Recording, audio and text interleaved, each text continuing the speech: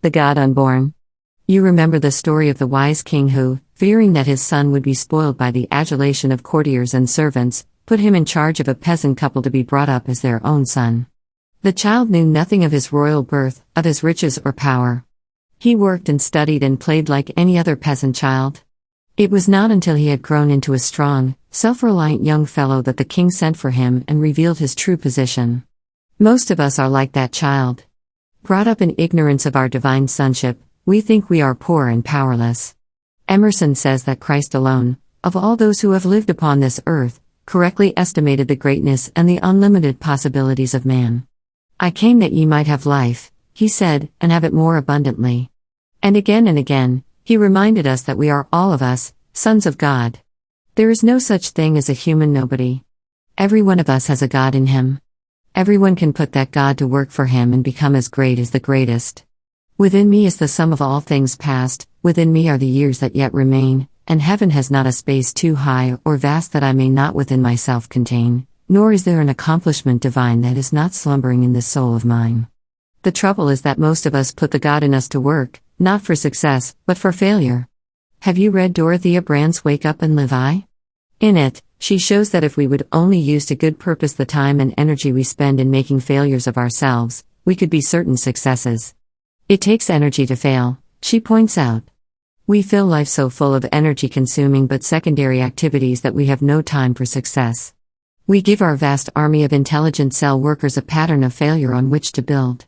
Can you wonder if the finished result is failure? We must act, says Dorothea Brand, as though it were impossible to fail. Most of us have had the experience of finding ourselves in great danger of being up against some impossible situation and, in desperation, doing the one right thing to get us out, which we should at ordinary times have regarded as impossible. How do we do it? Because, according to Wake Up and Live, we dare not fail. Every alternative to success has been wiped out. So by ceasing to let fear hold its frustrating sway, we come into the use of already existing aptitudes which we formerly had no energy to explore. In the Arabian Nights tales, there is the story of a fisherman who found in his net a tightly sealed vase. On opening it, a great genie came forth, who first threatened to kill the fisherman, but who, when the fisherman learned to control him, brought him riches and power beyond his wildest dreams. There is in every one of us a God unborn. We can keep him locked up all our lives, or we can bring him forth and let him be the motive power of everything we do. Most of us let this God slumber all our lives, or if we bring him forth, we put him into labors of failure rather than of success. We start him off each morning with thoughts of failure or give him work in no way related to what we have to accomplish. Take your average day, as an instance. You get up in the morning morosely, regretfully, wishing you had gone to bed earlier the night before, but you had not eaten or drunk this or that. You start telling all the billions of cells in your body that they have not been doing much of a job but that not much can be expected of them because the foods you gave them were not right for them, and the things you did would naturally fatigue them, and at your age they should be beginning to dry up and decay anyway. That accomplished, you pick up the morning paper and read all the murders, scandals, robberies, and failures, telling your God he can't expect to do much in a world like this, where anything evil may happen and where there is no telling from one day to the next when you may be the victim. Your God mind well impregnated with this idea, you go on to work, crowding and being crowded so that when you arrive at the office or shop, you feel ready to drop down and rest. Once securely seated, you find a score of minor, unimportant things to occupy your time and give you an excuse for not trying to do any difficult, creative work. You open the mail, and you look up minor facts, you examine the previous day's figures. In short, you occupy yourself with all the trifling details that any clerk could handle as well as you, just so you will not have to try to succeed. You put your God to work, bringing you a failure, when you might be using his infinite energies in making you the greatest success in your life. I remember that this God can incarnate himself only through you. He is an inseparable part of creative forces, for good or ill. He goes in the direction of your thoughts. He brings to you the things you visualize, whether they be the ills you fear or the success and happiness you desire. Whatever you give him to do, with serene and confident assurance, that he does. If he sees that you do not believe in success, that all your time is put in on unimportant work that lends only to failure, naturally, he will work with you for failure since he assumes that failure is what you want. If he sees that you expect sickness, he will do his best to bring sickness to you.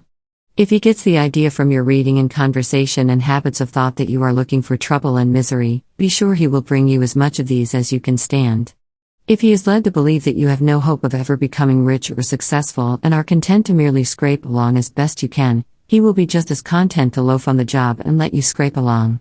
He is the perfect servant, doing exactly what you expect of him, no more, no less. But if you expect good from him and let him know that you are putting all your dependence upon him to get that good, he will be just as faithful in bringing it to you. Emerson said, "You remember, that man is weak to the extent that he looks outside himself for help. It is only as he throws himself unhesitatingly upon the God within himself that he learns his own power and works miracles. It is only when he throws overboard all other props and leans solely upon the God in him that he uncovers his real powers and finds the springs of success." The chief characteristic of the religion of the future, said Dr. Eliot, will be man's inseparableness from the great creative force of God, which finds its outlet through the God within himself. We are part of the fountainhead of El Supply. We are in touch with omnipotence.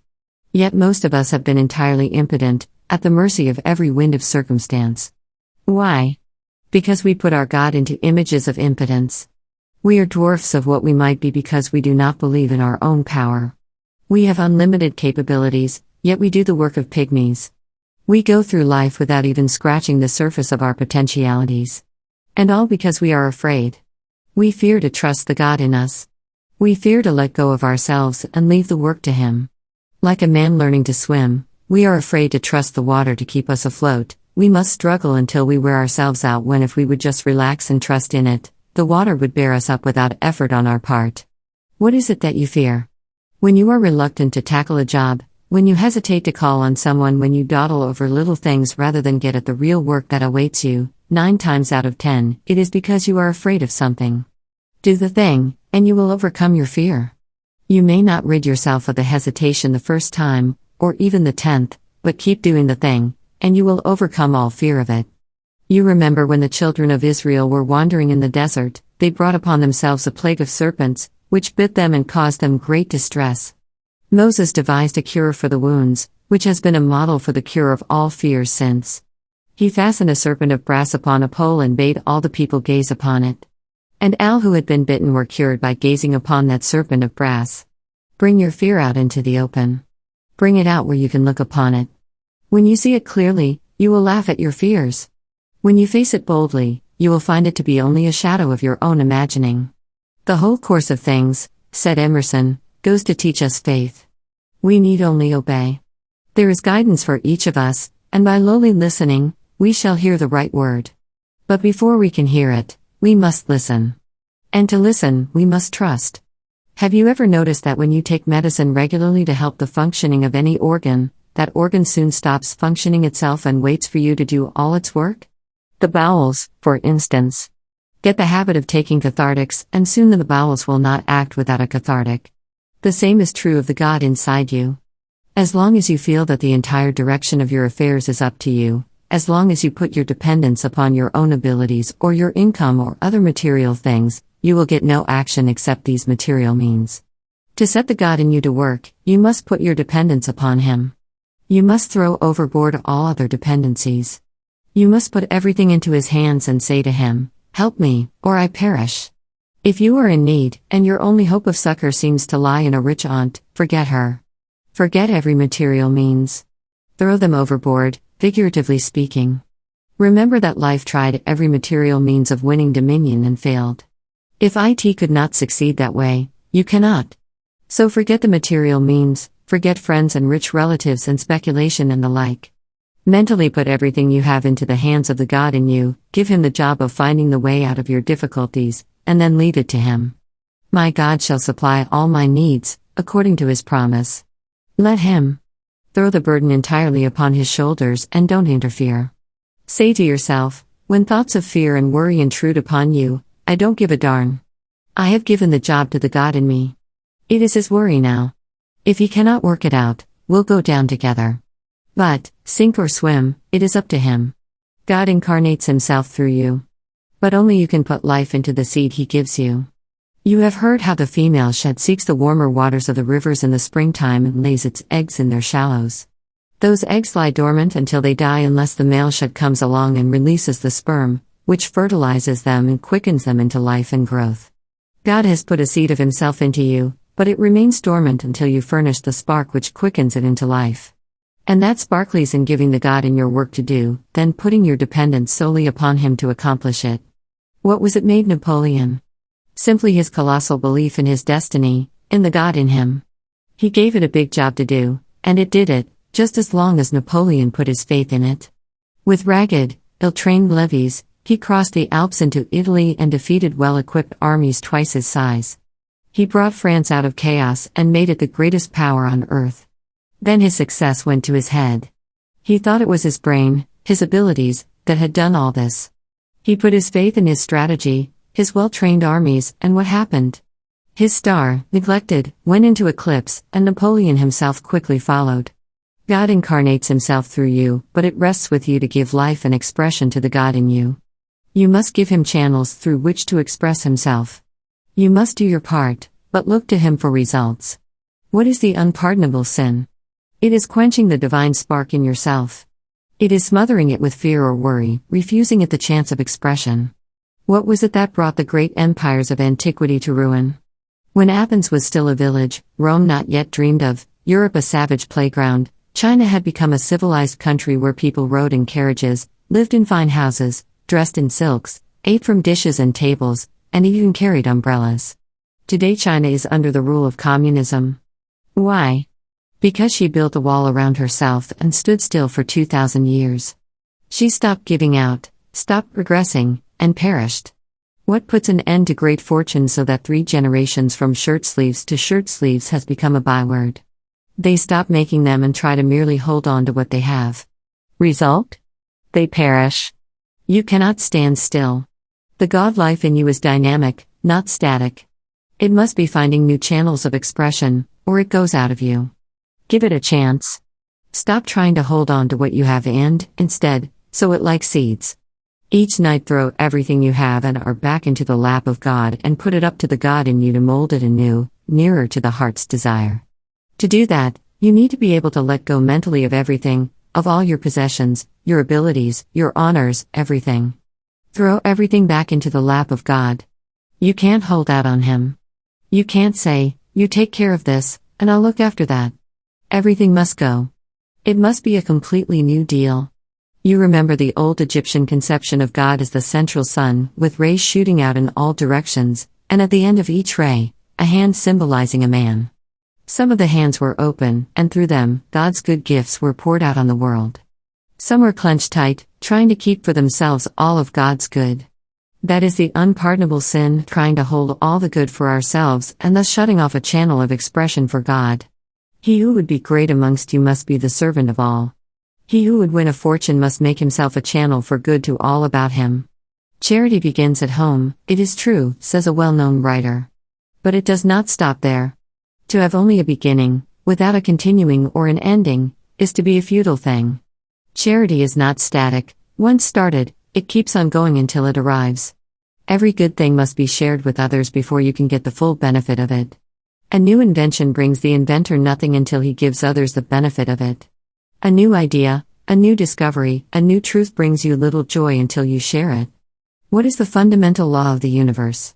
It is the law of the open hand. It is the law that he who would reap must first sow. It is the law that before you can get, you must give. It is the law of the higher potential that power must always flow from a higher to a lower potential, that water must run downhill, and that you must get above your troubles before you can overcome them. And the only way you can get above your difficulties is to put yourself on a higher plane mentally than they, on a plane from which you can look down upon them and laugh at them. Our deepest griefs come not from the loss of those who have ministered freely to our comfort and contentment, but when we lose someone to whom we have given the best of our time, our thought, and our energy. And the reason? Because we have lost a part of ourselves that we had given to the object of our love. Obviously, the best way to heal that wound is to give again, to find someone in urgent need of just such care and affection as we have been lavishing upon the lost one, and to give freely to him. The watchword of the higher plane is, give. Just as with his job, when he forgot his own sorrows and cares and losses in giving help to his stricken friends, he regained all and more than ever he had had before. And the Lord turned the affliction of Job when he prayed for his friends. How, then, shall we order our lives? First, find some worthy channel through which the God in you can express himself. It does not matter how small or unimportant that channel may be in the beginning. Remember that the Master said that he who gave even a cup of water in his name should have his reward. Do the thing that is given to you to do. Take advantage of the opportunities for expressing God that are near at hand. When you have done these, have no fear that other opportunities will be given to you. Second, put your faith, not in your friends or your abilities or your resources, but in the God in you. Remember that he is a God who will carry you, not one that you have to carry. So go at every job cheerfully, attack every difficulty confidently, knowing that if you will do your utmost and still keep trying, the God in you will take up the task from there on and carry it to a successful conclusion. Third, get above your troubles. Remember that power flows only from a higher to a lower potential, so get on a higher plane than any difficulty that assails you. Say to yourself, when you meet something beyond your powers to overcome, I don't give a darn. The God in me can do anything. I should worry if my human powers have failed. The God in me cannot fail, for all of life and all of intelligence are working with him for good. I have no fear, for the God in me is carrying on from where I left off, and nothing can stop him. Fourth, each morning when you awake, and each night when you go to bed, imagine yourself the commander of a great army of intelligent soldiers or the sales manager of a vast group of salesmen. Then make the sort of speech to them that you would if you were such a commander or sales manager. Give them confidence in themselves and in you. Put pep and enthusiasm into them. Show them that, working together for any common aim, they are invincible. Then tell them their goal and start them towards it. Fifth, work for your health in the same way. Dr. Charles Norton has shown that healthy plants grown in soil containing all the mineral elements in proper balance will resist most insect pests, without spraying, without outside help. He took an orange grove infested with scale and, by restoring the mineral balance to the soil around certain trees, rid them completely of scale, though all the trees around them were still infested with it. By the same method, he grew healthy bushes between rows that were riddled with insects, and the insects would not touch the bushes grown in soil with proper mineral balance. He even intertwined healthy cucumber and tomato plants with diseased plants. The bugs ate the diseased plants and refused to touch the healthy ones. It has been similarly proven that a healthy body can resist the attacks of any disease. As one nutrition authority recently put it, one sure way to end the American people's susceptibility to infection is to supply through food a balanced ration of iron, copper, and other metals. An organism supplied with a diet adequate to, or preferably in excess of, all mineral requirements, may so utilize these elements to produce immunity from infection quite beyond anything we are at present able to produce artificially. From the material point of view, that is the ideal way to keep the body healthy. From the mental, there is an even more effective way, by appealing to the intelligence of the billions of cells that make up your body. In his book, Man, the Unknown, Dr. Alexis Carrel brought out the fact that, at need, the body manufactures its own chemicals. It shows a knowledge of its own needs and resourcefulness in taking care of them, such as no human intelligence could muster. Why then feed drugs and the like to an organization capable of manufacturing any chemical it may require? Why call in physicians to diagnose trouble that the intelligence within us understands 1,000,000 times better than any doctor? Why not appeal to that intelligence first? My old disorder returned as violently as ever, wrote John Wesley in his journal. The thought came to my mind, why do I not apply to God at the beginning rather than at the end of my illness? I did so and found immediate relief so that I needed no further medicine. So when next some ailment troubles you, instead of running to the medicine chest or the family doctor, just call together that army of cells of yours and remind them that they know more about this body of yours than all the scientists and physicians in the world, that they have a chemical laboratory which can turn out more effective drugs and serums than any made by man, and that their combined intelligence is such that they can use these chemicals to immediately cure any ailment that can attack you. Remind them of all this, and ask them why, with all these resources at their command, you should call upon outside help. There can be but one answer: you shouldn't. Furthermore, you will not. It is their job, and you are going to put your dependence entirely upon them. If they choose to lie down on the job, it is just too bad, but, sink or swim, it is up to them.